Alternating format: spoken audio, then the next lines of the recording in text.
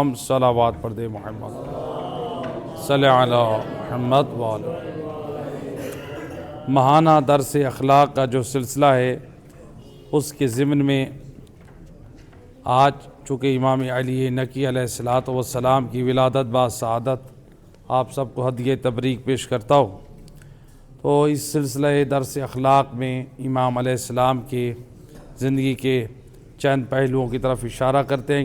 مل کے صلوات پڑھ دے محمد اللہم صلی علی محمد۔ امام علی نقی علیہ السلام ہمارے 10ویں امام ہیں، اور امام علیہ السلام کے یوم ولادت باسعادت جو مشہور ہے ہمارے ہاں وہ ہے 5 جمادی الثانی، جبکہ اس کے علاوہ محدثین نے اور 2 روایتیں بھی نقل کی ہیں۔ 2 رجب یہ بھی امام علیہ السلام کا یوم میلاد ہے، اور اسی طرح سے امام علیہ السلام کی 15 ذی الحجہ کو بھی یوم ولادت باسعادت کا دن ہے۔ تو لہٰذا ان دنوں میں انسان جو ہے امام کے نسبت سے جو ہے اگر ان دن کا احیاء کرے، ان کی پاک سیرت طیبہ کو اپنے بچوں کے سامنے بیان کرے، اپنے گھر والوں کے سامنے، لوگوں کے سامنے، تو امام علیہ السلام کی زندگی کے بہترین نمونے جو ہے اس سے انسان اپنی زندگی کی ہدایت کے بہترین پیغامات لے سکتا ہے۔ تو امام علیہ السلام کی جو ٹوٹل جو آپ کی عمر مبارک تھی وہ تقریباً 40 سال یا 42 سال تھی، 2 قول ملتے ہیں کہ آپ نے جو عمر مبارک پائی 40 سال، یا بعض نے لکھا ہے کہ 42 سال۔ امام علیہ السلام کی جو والدہ تھی، آپ کی والدہ کا نام سمانہ تھا، سمانہ مغربیہ۔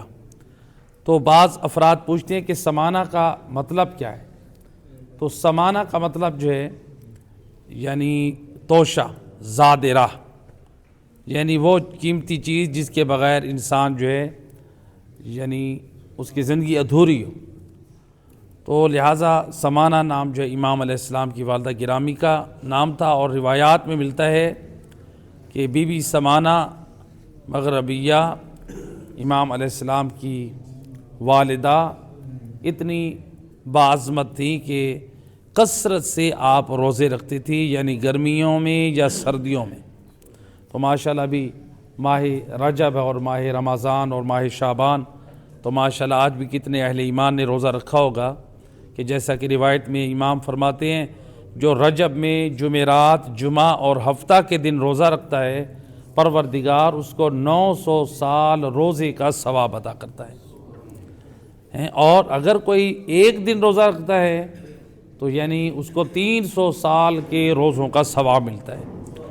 تو یعنی ماہ رجب میں روزوں کی بڑی فضیلت ہے، لیکن ایک مسئلہ یاد رہے، جس شخص کے ذمے اس کے قضا روزے ہیں تو وہ مستحب روزے کی نیت نہ کرے بلکہ اپنے قضا روزے کی نیت کرے، تو پھر اسے یقیناً دونوں روزوں کا انشاءاللہ ثواب بھی حاصل ہو جائے گا، ایک تو اس مبارک مہینے کا اور دوسرا اس قضا روزے کا بھی ثواب ادا ہو جائے گا۔ امام علیہ السلام کا جو نام تھا وہ ہے علی۔ ہمارے ائمہ ہدیٰ علیہ السلام میں سے یعنی 4 ائمہ ہدیٰ علیہ السلام کا نام علی ہے، امام علی علیہ السلام، اور اسی طرح سے امام علی زین العابدین علیہ السلام، امام علی رضا علیہ السلام، اور امام علی نقی علیہ السلام۔ تو اس طرح سے 4 اماموں کا نام علی ہے۔ تو یعنی ان ہستیوں کا جو بعد میں 3 معصوم ہیں ان کا نام علی رکھا گیا ہے، وہ کس کی نسبت سے؟ امام علی علیہ السلام کی نسبت سے۔ اور امام علی نقی علیہ السلام کا نام آپ کے جد مولا علی کے نام پہ علی رکھا گیا، کنیت بھی مولا علی کی کنیت کے نام پہ رکھی گئی، ابو الحسن۔ اس لیے امام علیہ بعض کتابوں میں لکھا ہوتا ہے ابو الحسن ثالث، تو اس سے مراد امام علی نقی علیہ السلام ہے۔ اگر صرف ابو الحسن ہو تو بعض لوگ پریشان ہو جاتے ہیں، تو ابو الحسن مولا علی علیہ السلام کے اوپر، ابو الحسن ثانی جو ہے امام رضا علیہ السلام کے اوپر بولا جاتا ہے۔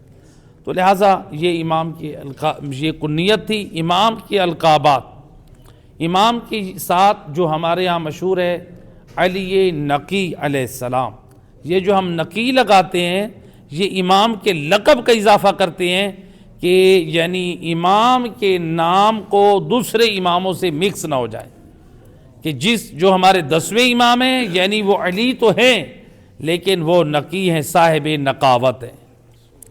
تو نقی آپ کا لقب ہے، اسی طرح آپ کا لقب ہادی ہے، آپ کا لقب صالح ہے، آپ کا لقب عالم ہے، آپ کا لقب فقیہ ہے، اور تو آپ کا لقب نجیب ہے۔ تو یہ آپ کے القابات میں سے ہیں، اور اسی طرح ایک آپ کا لقب ہے طیب، تو یہ آپ کے القابات میں سے ہیں۔ امام علیہ السلام کی عظمت و شان اور بزرگی میں اتنا ہے کہ روایات میں ملتا ہے کہ ایک مرتبہ امام علی نقی علیہ السلام نے اللہم صلی علی محمد و آل محمد، امام نے اپنے ایک غلام کو حکم دیا کہ وہ جو خالی برتن ہے، جو وضو کا بھرا ہوا پانی کا برتن ہوتا ہے، اس کے اوپر وہ تم تشت رکھ دو، چونکہ حکم ہے کہ رات کو جو وضو کا پانی آپ بھر کے رکھیں تو اس کو پانی کو اوپن نہ رکھیں، یعنی اسے ڈھانپ کے رکھیں۔ اس لیے روایات میں آداب میں ملتا ہے کہ آپ مثلا کوئی ٹینکی یا گھڑا کوئی ایسی چیز ہے اس کو بھی کور کر کے رکھیں، اس کو ظاہر نہ کریں وضو کے لیے۔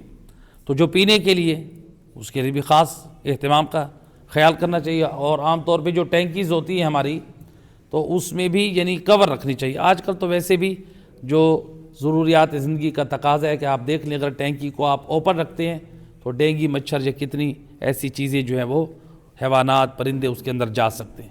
تو لہٰذا امام علیہ السلام نے اپنے خادم سے کہا کہ تم وضو کے برتن کو ڈھانپ کے رکھو۔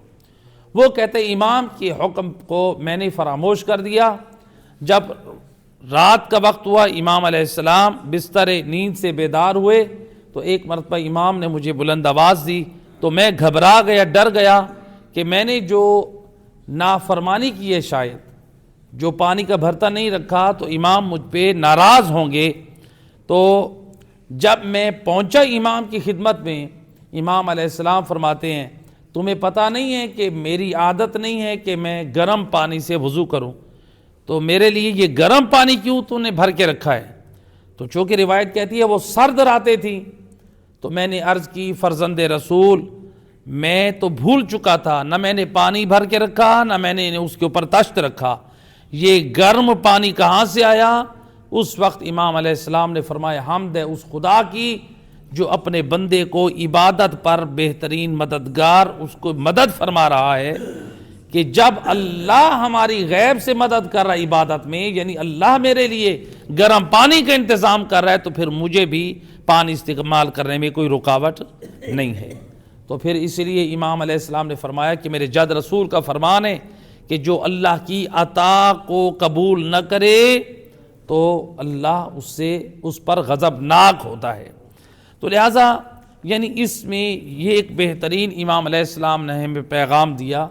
بعض لوگ سمجھتے ہیں کہ مثال کے طور پہ اللہ کی کوئی نعمت ہمیں مل رہی ہے، ہم اپنے آپ کو اس نعمت سے محروم کر دیں، اس کا نام تقویٰ ہے، اس کا نام پرہیزگاری ہے، اس کا نام زہد ہے۔ نہیں، امام علیہ السلام یہ سمجھانا چاہ رہے ہیں اللہ اپنے خزانے سے جو تمہیں نواز رہا ہے، جو نعمتیں عطا کر رہا ہے، اس کو صحیح اس کی طاعت میں خرچ کرو، یہ اس کی نعمتوں کا شکرانہ ہے۔ تو لہٰذا اگر اللہ سبحانہ وتعالی نے کسی کو مال دیا، وہ اپنی عزت کی شان کے مطابق اپنا گھر بناتا ہے، اپنی عزت و شان کے مطابق اپنی گاڑی لیتا ہے، اپنی عزت و شان کے مطابق اپنا موبائل رکھتا ہے، عزت و شان کے مطابق اپنے لیے ضروریات زندگی مہیا کرتا ہے، تو ایسے شخص کو ہم یہ نہیں دیکھ کر کہیں گے کہ یہ دنیا دار ہے۔ اس کی اپنی شان، اس کی اپنی ضرورت یہ تقاضا کر رہی ہے، جو کہ اللہ سبحانہ وتعالیٰ کی نعمتیں ہیں، اور جب نعمتیں ہیں تو اس کو صحیح استعمال کر رہا ہے۔ ہاں اگر وہ اللہ کی نعمتوں کو غلط استعمال کرے تو پھر ہم کہہ سکتے ہیں کہ اس نے غلط کام کیا ہے۔ مثال کے طور پہ اللہ نے پیسہ دیا اور ہم جو ہے وہ لوگوں کے اوپر نچھاور کرنا شروع کر دیں، ہوتا ہے نا بارات میں ہمارے ہاں نچھاور کرتے ہیں، تو یہ بعض لوگ کہتے ہیں کہ یہ صدقہ ہوتا ہے، حالانکہ ائمہ اہل بیت کی تعلیمات میں ہمیں کہیں ضعیف سے ضعیف حکم بھی نہیں ملتا صدقے کو ایسے نچھاور کیا جائے۔ یہ تو آپ صدقہ لینے والوں کی تذلیل کر رہے ہیں، صدقہ دینے کے آداب تو امام حسن علیہ السلام نے بتائے، اللہم صلی علی محمد وآلہ۔ جب امام صدقہ دینے کے لیے دائیں ہاتھ پہ رکھتے تھے، امام فرماتے ہیں صدقہ دو تو دائیں ہاتھ پہ رکھو، اور امام فرماتے ہیں لینے والا اوپر سے ہاتھ اٹھائے۔ کیوں؟ امام فرماتے ہیں اس لیے اوپر والا ہاتھ اللہ کا ہاتھ ہے، تم نیچے سے ہاتھ رکھو۔ اور جب دیتے، روایت کے امام حسن علیہ السلام اپنے ہاتھ کو چومتے تھے، کہتے اللہ تیرا شکر ہے تو نے اس ہاتھ کو توفیق دی ہے کہ تیری راہ میں کچھ خرچ کیا ہے۔ تو صدقے کے آداب یہ ہیں۔ تو ہمارے ہاں ایک تھوڑا سا آ جاتے ہیں، 4 پیسے ہم نچھاور کرتے ہیں تاکہ دنیا کو دکھائیں کہ ہمارے پاس پیسے ہیں۔ یہ صدقہ نہیں ہے۔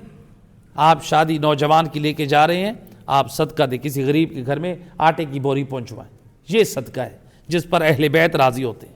ٹھیک ہے، لا علمی کی وجہ سے انسان سے بہت کچھ ہو جاتا ہے، اللہ کی ذات کی رحمت کے دروازے بھی کھلے ہوئے ہیں، تو انسان خدا کی طرف پلٹے تو کسی وقت بھی رجوع کر سکتا ہے۔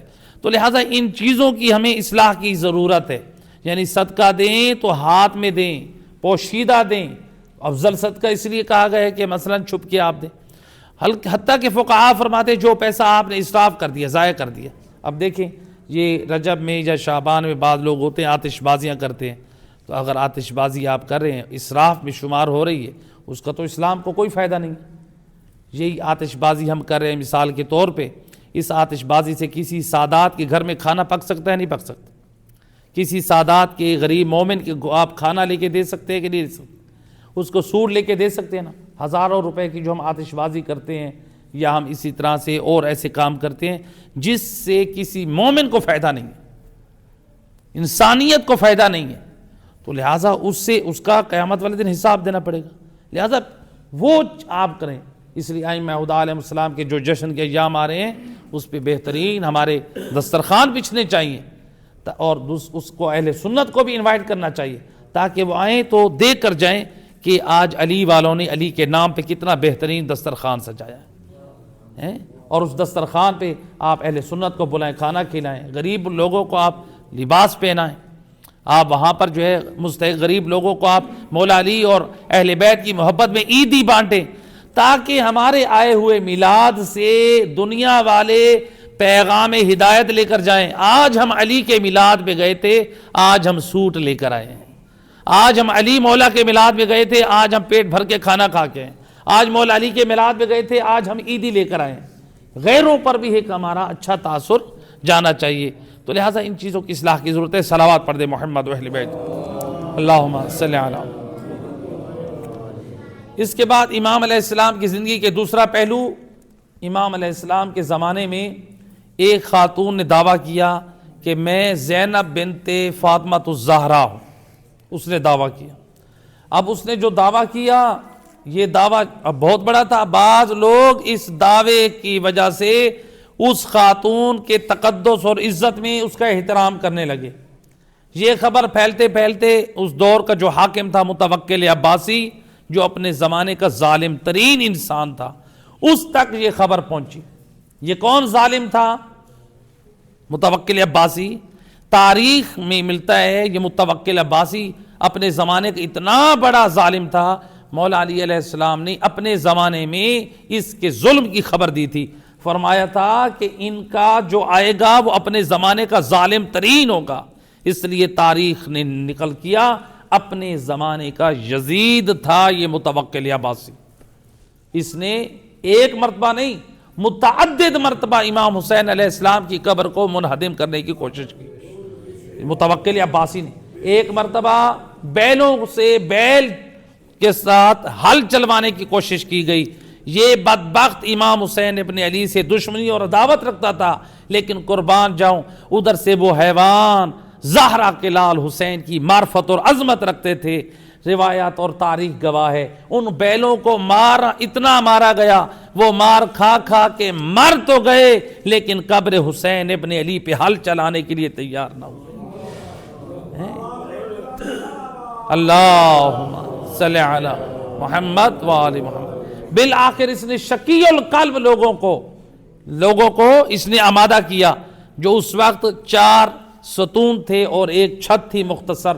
اس نے شقی القلب لوگوں کو جو عداوت رکھتے تھے، ناصبی المزاج تھے، ان کو تیار کیا اور ان کے ساتھ جو ہے قبر امام حسین علیہ السلام کے اوپر والے جو قبہ بنا ہوتا اس کو منہدم کروایا۔ اس کے بعد اس نے کیا کیا، اس نے متوکل عباسی کے حکم سے کربلا کی جو نہر فرات تھی اس نہر فرات کو توڑ دیا گیا۔ اگر آپ لوگ تھوڑا سا غور کریں تو آپ کربلا میں جو لوگ ہو کر آئیں وہ آپ سمجھ سکتے ہیں۔ امام حسین علیہ السلام کا اور حضرت عباس علیہ السلام کا روزہ تو آپ نے دیکھا ہے، اور حضرت عباس علمدار کے بازو جہاں قلم ہوئے آپ نے وہ مقامات کی زیارت بھی کی ہے، ایسے کہ نہیں؟ اب سوال ہے کہ وہ نہر فرات کہاں تھی؟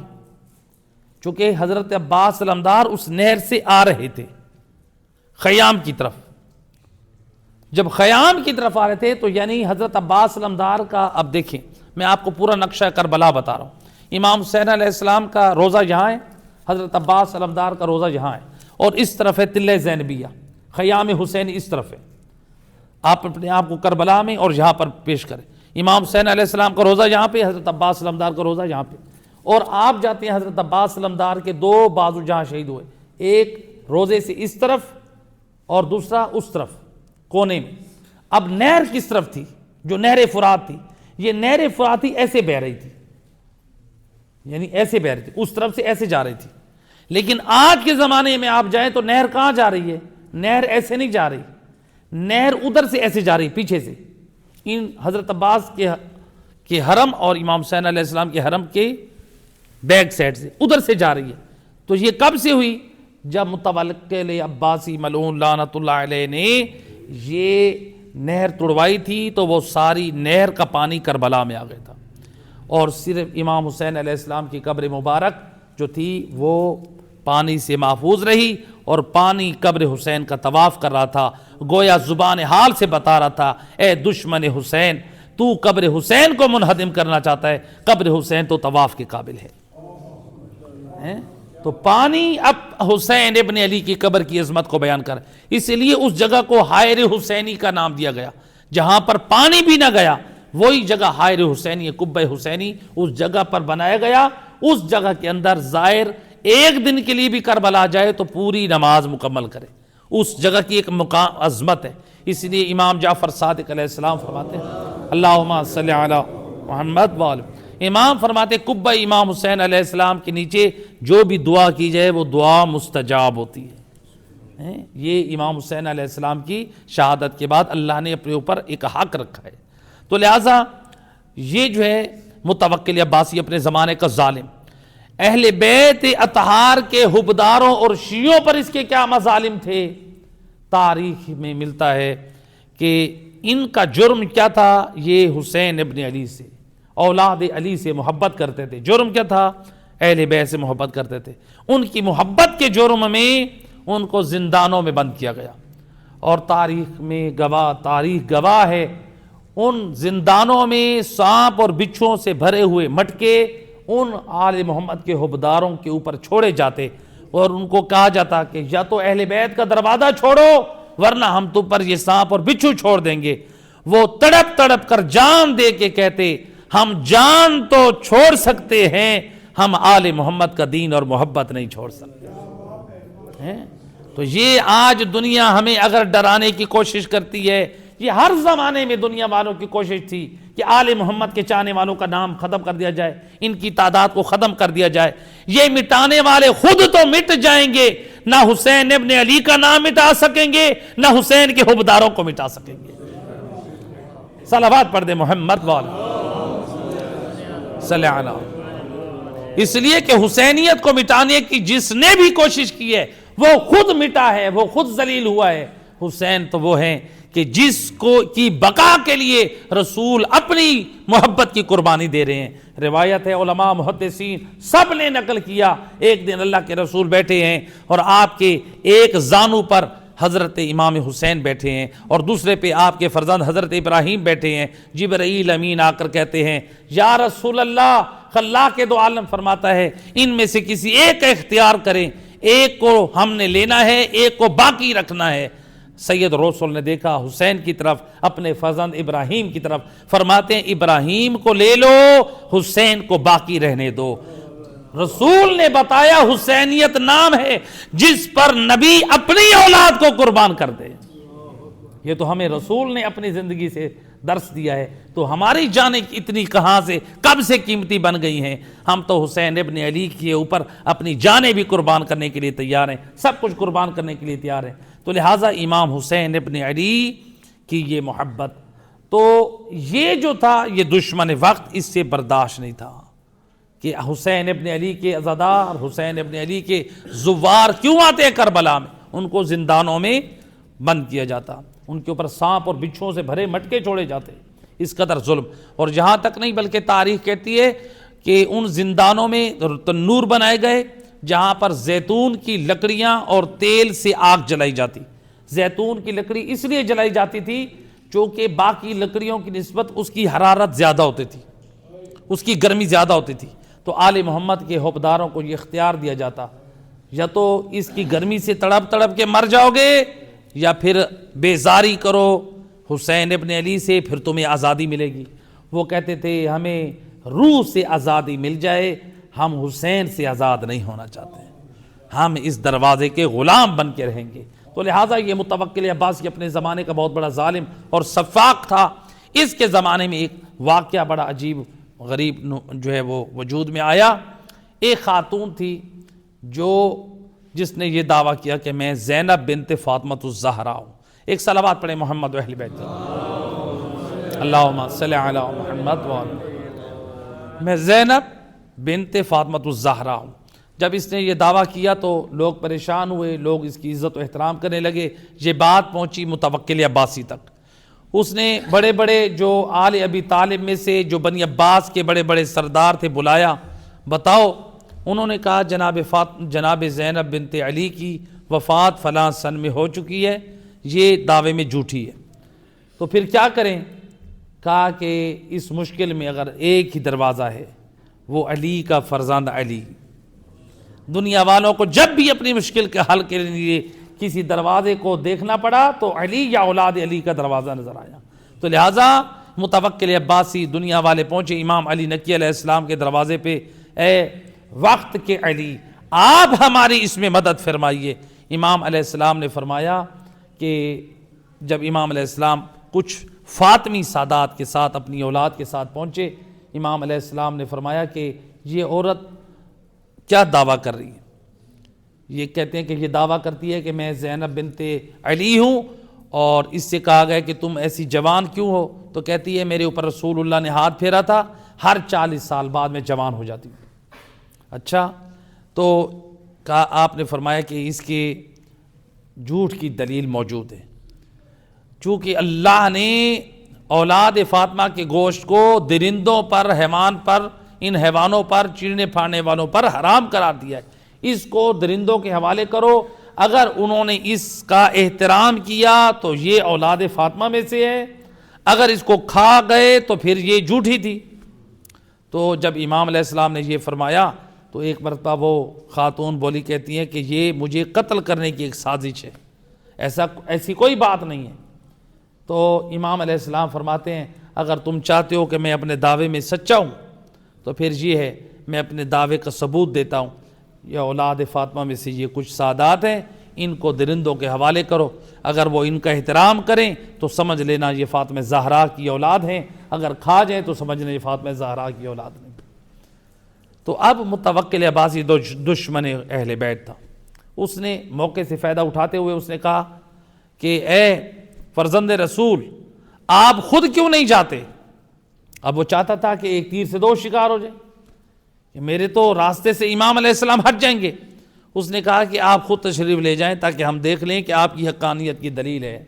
امام علیہ السلام چلے, کچھ 7 افراد تھے, جہاں پر شیر جو تھے وہ پنجرے میں موجود تھے, وہاں پر یعنی ایک اوپن ایریا تھا جہاں پر سیڑھی رکھ کے نیچے اترا جاتا تھا. امام علیہ السلام, اس کے لیے سیڑھی رکھی گئی, امام علیہ السلام نیچے اترے تو امام خود شیروں کے پاس گئے. کوئی درندہ انسان کسی درندے کو دیکھتا ہے نا, فطرتاً انسان گھبرا کے اگر کوئی درندوں کے پاس پھینک دے تو وہ بھاگتا ہے, اپنا دفاع کرتا ہے. لیکن قربان جاؤں وارث دین امام حجت خدا، وہ بھاگ نہیں رہے، وہ خود شیروں کے پاس جا رہے ہیں، اور جا کر امام ان شیروں کے درمیان بیٹھ گئے۔ منظر عجیب تھا، صرف بیٹھے نہیں، ان کے سروں پہ امام ہاتھ پھیرنے لگے۔ امام نے ہاتھ پھیرا، وہ روایت کا جملہ ہے، زمین پر قدموں میں سر رکھ کے امام کی قدم بوسی کرنے لگے۔ اللہم صلی علی محمد وعلی۔ بتا دیا حجت خدا وہ ہوتی ہے کہ جس کی تعظیم یہ حیوانات بھی کریں، تو دنیا والے لے کر آئے ایسے ائمہ خدا، ایسے راہبر لے کر آئے کہ جن کی حیوانات نے اس قدر تعظیم اور احترام کیا ہو۔ ورنہ تاریخ طبری نے تو یہاں تک لکھ دیا کہ حضرت عثمان کا ایک فرزند سویا ہوا تھا۔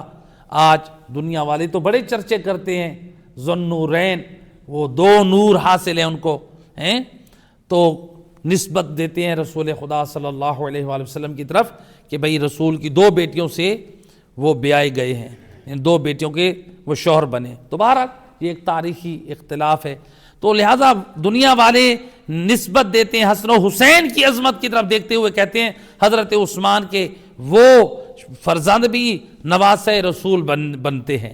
لیکن تاریخ طبری والے نقل کیا حضرت عثمان کا ایک بیٹا سویا ہوا تھا، اور مرغے نے آ کر ان کی آنکھ میں ایسا چونچ مارا جس کے درد اور تکلیف سے وہ بچہ برداشت نہ کر سکا، بالآخر اس درد اور تکلیف سے وہ بچہ ہلاک ہو گیا۔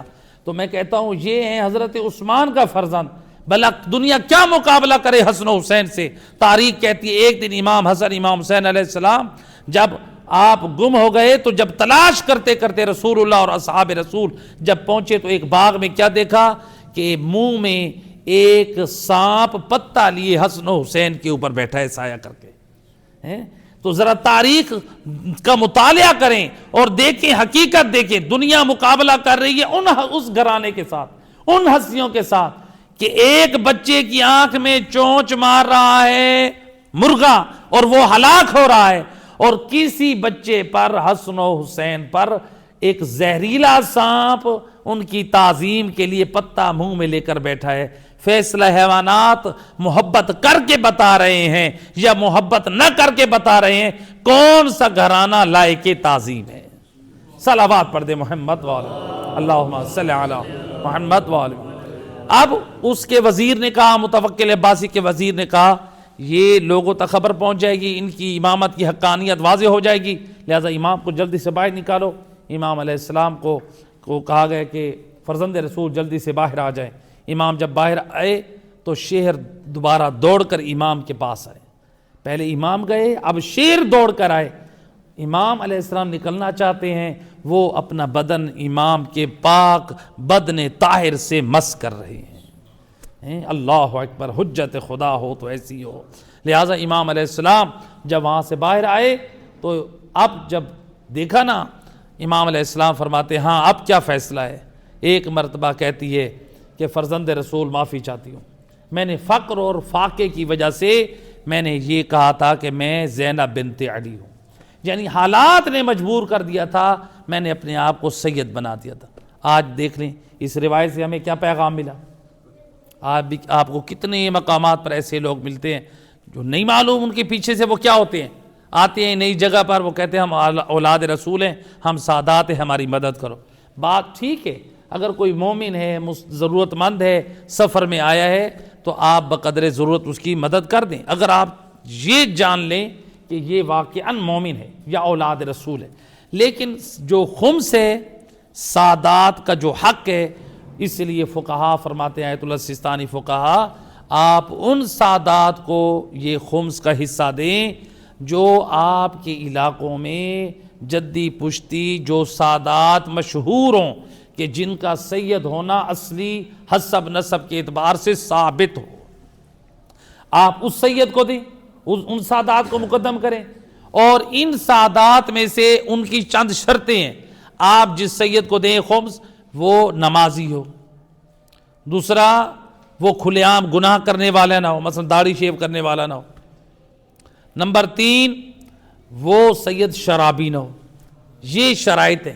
سید ہو شیعہ اثنا عشری ہو، اہل بیت اطہار کا حبدار ہو اور کھلے عام گناہ بھی نہ کرتا ہو، نمازی بھی ہو، شرابی بھی نہ ہو، اس سید کو دیں۔ لیکن کون سا سید؟ جس کے پاس سال بھر کی اخراجات نہ ہوں۔